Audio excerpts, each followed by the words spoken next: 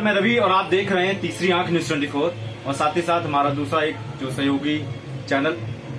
आज हम कृष्णलीला मैदान में आए हुए थे और कृष्णलीला की आज समापन है बांगरमो में, और उस समापन के अवसर पर जो हमने सोचा क्यों ना आज बांगरमो के उन बड़े बड़े कद्दावर लोगों से मिलवाया जाए जो बांगरमो की तस्वीर को बदलना चाहते हैं, बांगरमो को एक अपनी नजरों में जो बसाए हुए हैं, उस जो तस्वीर उनकी आंखों में है उस तस्वीर को एक समाज में एक रोड पर पूरा उतारना चाहते हैं। तो सबसे पहले हम आपको परिचय कराएंगे और परिचय के बाद में हम सभी लोगों से बता देते हैं कि जो सवाल होंगे थोड़े से मेरे कठिन सवाल होंगे और उम्मीद करता हूँ कि आप सब लोग तैयार होंगे। बिल्कुल तैयार है सब लोग? ठीक है, तो सभी से सबसे पहले परिचय करा देते हैं। तो सबसे पहले सर आपका नाम क्या है? निरुपम किशोर रस्तोगी उर्फ राहुल रस्तोगी, जिला उपाध्यक्ष ओबीसी मोर्चा जिला उन्नाव। और साथ ही साथ भैया जी का परिचय? राम जी गुप्ता, जिला मंत्री उन्नाव।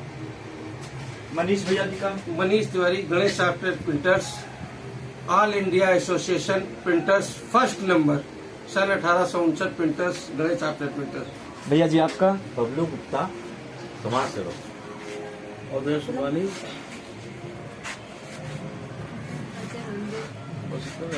मोनू राजपूत।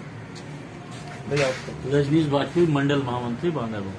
सबसे पहले हम आपको इसमें परिचय करा देते हैं। परिचय कराने में क्योंकि हम आपको दिखाते हैं क्योंकि अब की बार चुनाव बहुत पास में है, विधानसभा और विधानसभा के चुनाव के बाद में होने हैं चेयरमैनी के चुनाव, और चेयरमैनी के जो कद्दावर जो उम्मीदवार टिकट के मेन दावेदार जो माने जा रहे हैं, ऐसा कहा जा रहा है कि टिकट के जो दावेदार हैं वो राम जी गुप्ता हैं भाजपा की तरफ से। तो आइए सबसे पहले हम उनसे कुछ तीखे और कड़वे सवाल पूछते हैं और उनकी नजरों में क्या बांगरमो की तस्वीर है ये जानने की कोशिश करते हैं कि आखिर अगर ये नेता बनते हैं, अगर ये जो भविष्य में, क्योंकि अभी जो भविष्य आपने कभी भविष्य किसी ने नहीं देखा, लेकिन भविष्य में अगर ये नेता बनते हैं तो नेता बनने के बाद में वो कौन सी तस्वीर लेकर के ये मैदान में उतर रहे हैं, उस मैदान में उतरने के बाद में ये उस पर कैसे युद्ध लड़ेंगे जो बांगरमो की तस्वीर को बदलेंगे। सबसे पहले हम आपको राम जी गुप्ता से कुछ तीखे सवाल पूछते हैं। तो राम जी गुप्ता जी ये बताइए कि आप क्या सोचते हैं कि बांगरमो में किस तरीके की तस्वीर आपके आंखों में बसी हुई, वो हमें समझाएं। सबसे पहले सर्वप्रथम जो हमारे नगर में टैक्स बढ़ा हुआ है उस पर हमारा ध्यान रहेगा। जो टैक्स ज्यादा बढ़ के ना उतना हो जिसमें हमारी गरीब जनता दे सके, जिससे उनका कोई अनहित ना हो।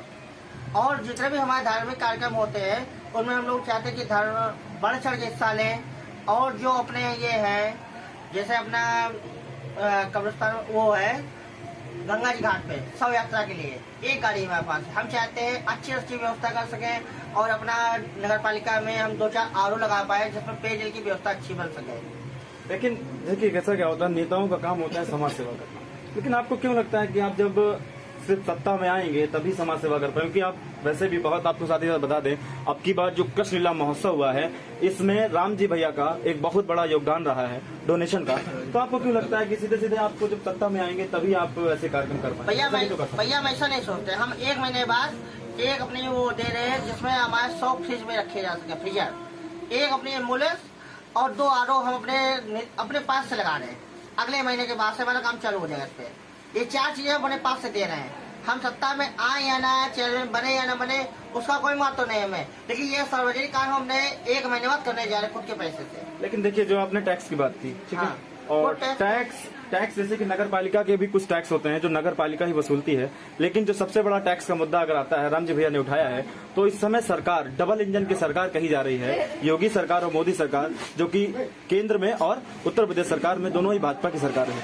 तो हम सवाल आपसे ये पूछेंगे, टैक्स तो इस समय सरकारें भी बहुत लंबा वसूल रही है। नहीं, सरकार नहीं, इस समय में नगर पालिका वसूल रही है और वो हमारे अधिकार में नहीं कि अपने पास से उसको मैनेज कर सके।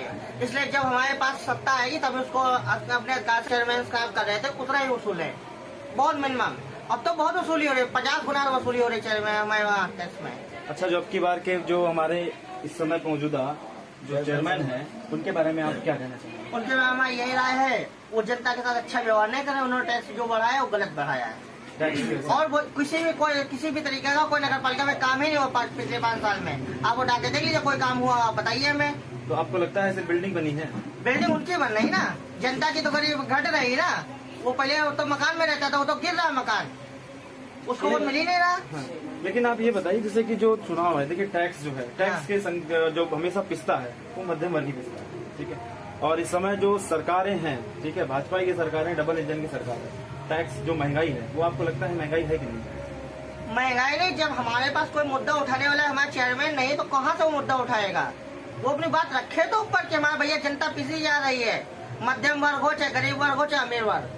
ना भाजपा के कद्दा भर देता है, प्रदेश लेवल तक आपकी पहुंच है, जिले में आपकी अच्छी पहुंच है, तो आप भी तो सारी चीजें कर सकते हैं, क्योंकि आप तो इस समय डबल इंजन की सरकार है। हम उठा सकते हैं लेकिन इतना हमारे पास पावर नहीं ना, अधिकार होता है, मेन होता है पद। सबसे बड़ा अधिकार होता है जनता का अधिकार, और आप सबसे पहले यहाँ पर जनता है, ठीक है, उसके बाद में आप नेता बने, उसके बाद में आप चेयरमैन या मेन होता है पद। हमारे पास पद नहीं है ना, हम किस तरीके से किस मुद्दे पर उनसे लड़े?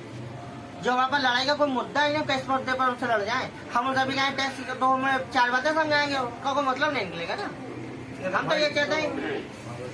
मेरा नाम मनीष तिवारी, गणेश ऑफसेट प्रिंटर्स।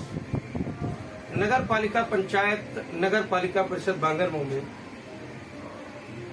पूरे शहर में होल्डिंग्स का किराया नगर पालिका परिषद देती है, जिसका किराया 30 से 40 हजार रुपये पर मंथ का था।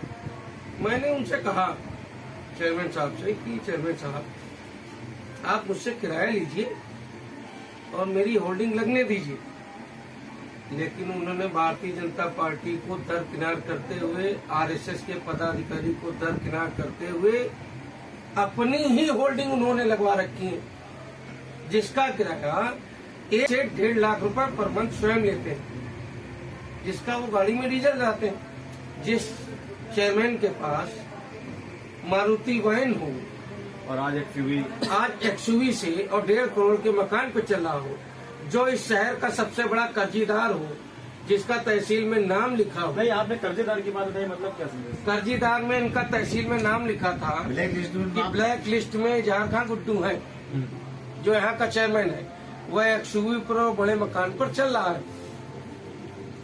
उस मकान को छोड़कर, मनीष तिवारी को छोड़कर 2.5 लाख रुपए पर मंथ बैनर का किराया ले रहा हो, वो कौन है?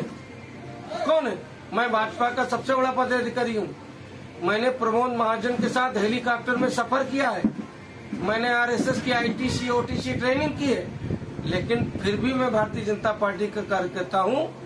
ये हमारे शहर का दुर्भाग्य है कि हमारे भारतीय जनता पार्टी का चेयरमैन नगर में नहीं है, और अगली बार रामजी गुप्ता होगा। इसके लिए चाहे मेरा घर बिक जाए और चाहे मेरा जेवर बिक जाए। जय हिंद, जय भारत, भारत माता की जय हो। आपसे एक सवाल हमारा ये रहेगा कि महंगाई के बारे में आप क्या बोलना चाहते हैं? महंगाई है कि नहीं है? बिल्कुल नहीं है। आपको लगता है महंगाई है कि नहीं? बिल्कुल महंगाई नहीं, महंगाई नहीं, बिल्कुल महंगाई नहीं। मैं तो त्राइमाम कर, कोई त्राइमाम नहीं कर रहा है। भाई साहब, मुझे एक लेबर 500 रुपए पर दीजिए, जो मेरे घर में रोज सफाई कर सके, मैं उसको 500 रुपए दूंगा।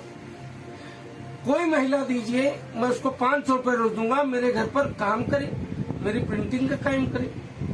कोई करने वाला नहीं, लेबर कोई है ही नहीं। जो दिल्ली और लुधियाना में है वो सुपरवाइजर है, वो झूठ बोलते हैं। मैं जो भी जिसको लगती हो महंगाई है, मैं 500 रुपए प्रतिदिन हर उस व्यक्ति को देना चाहता हूं जो मेरे जितना काम कर सके, उस व्यक्ति को मैं काम दूंगा। भारतीय जनता पार्टी में उस आदमी का मैं साथ रखना चाहता हूं कि जो, लेकिन आप कितनों को जॉब दे सकते हैं? एक लिमिट में होगा ना। 10 लाख, 50 लाख, 1 करोड़ आदमियों को वर्क दे सकता हूं। मेरे पास क्षमता है। मैं 500 रुपए प्रतिदिन एक आदमी को। ऐसी और भी तमाम खबरों के लिए देखते रहिए हमारा चैनल तीसरी आँख न्यूज़ 24। लाइक सब्सक्राइब करिए हमारा चैनल और विजिट करिए तीसरी आँख न्यूज़ 24.in पर।